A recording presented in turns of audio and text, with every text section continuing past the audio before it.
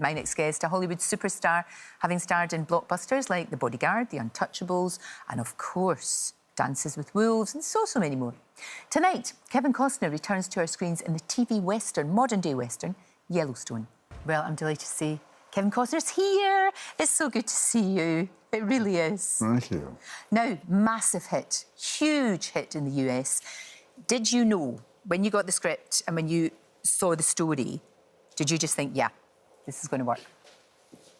Well, you know, I never start something unless I think it has a chance to be good. I just don't do it. So if somebody goes, oh, you know, it turned into something special, you know, and you go, oh, I'm so surprised. I don't think I would want to live my life that way. I mean, I knew it was going to be good. Yeah. I thought it had a chance to be good, or I won't try to do something. But I didn't. You don't anticipate something kind of running away. But it really has. Yeah. And it's been phenomenally successful. I just can't believe it's taken so long for us to get it over here. I know. But now we finally can tonight. I came over about 3 years ago, and I didn't know. I read the script. I actually came to London, and they said, "You're really going to do this?" I said, "Yeah." And there was a whole bunch of people. So I guess you had a chance to buy it then. But they go, we're not sure. We're not sure we want to see this. So you get to play catch up, which is fine. And that's why you make movies to begin with. I mean, and I think that's something you need to keep in the back of your mind, at least I do, which is sometimes movies are disposable. You know, some movies are made and they don't have a big opening weekend or something like that, and they're considered, well, they're not a success or whatever. And I don't think that way. I think that it's important, you know, that now it's coming here, but it doesn't change anything that it's 4 years later. You know, I'm proud of the work we did. And when you are, it will stand. It will be fresh, I think. No, you know? very much. And you're experiencing it in a fresh way. Absolutely. Yeah. I was completely drawn in right from the opening. I don't want to give too much away to anyone who's going to enjoy it tonight, but I was there, and it's all about. It's the story, isn't it? It's about relationships. I mean, you know, he is quite something. This man that you play, you know, I mean, he's so powerful and quite intimidating, but there's a wee bit of a soft centre there. But you're just drawn in, right? You want to find out more about what makes this man tick, what makes this dysfunctional family operate. Yeah, I don't know. I do know that I mean, this story can happen in a city of dysfunction, family, you know, where you want to, police, hospital, whatever. But this is set out in the middle of America, where this work is still being done every day, ranching. It's not fiction. People are up before dark, before it gets light, and they don't come home. And there's no weekends off. These animals have to be tended to. This is, people still make a life on horseback in America. And I think that people don't tire of mountains that just seem to go into the clouds, and rivers that have never stopped running from the beginning of time, and fields, so it's appealing. I think it appeals to us when we see, makes us happy that places like that still exist. And this part of the world and those stories, you know, about the pioneers and Westerns generally, such a huge part of your life. I mean, Dances with Wolves, do you think Dances with Wolves would be, again, what a spectacle, huge. Do you think that would be made today? Do you think you could have got that made today? Well, I don't know. I'm making a Western myself here. Yeah. And my wife and I mortgaged the land that we have on the ocean. She looks at me and she goes, "Why are you doing this?" And I said, "Because I'm just not certain anybody wants to see this, and I want to make it for people." Right. And so she says, "Okay." I mean, good for you. Yeah.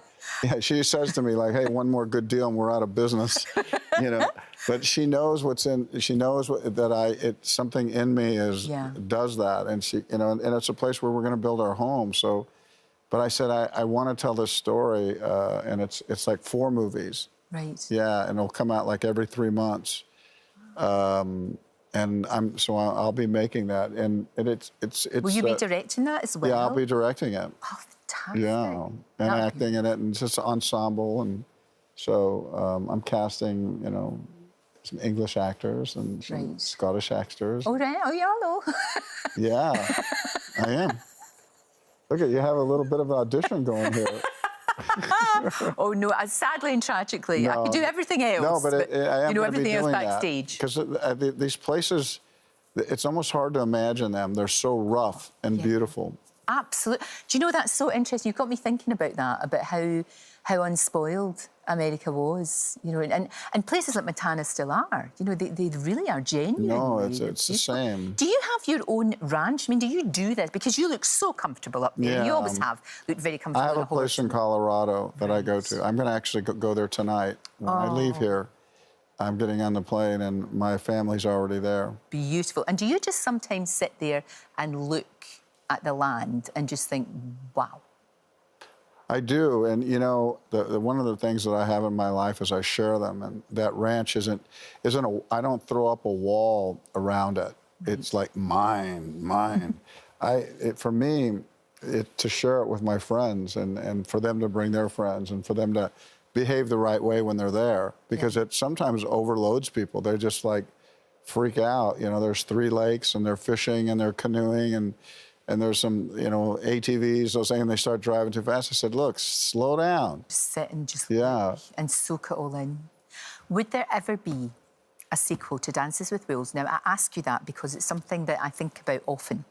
What happened to them? What happened to them? Where did they go? What happened? How did they survive? Yeah, you know, what happened? I wouldn't do it, but it was probably not a good ending. It wasn't, because it wasn't a good ending for the Native Americans. No. It wasn't a good ending for a person who fell in love with a Native American. Sometimes we look outward in America at what we want to be, but we also have the fingerprints of blood on how America was settled. We moved people who had been there for thousands of years out.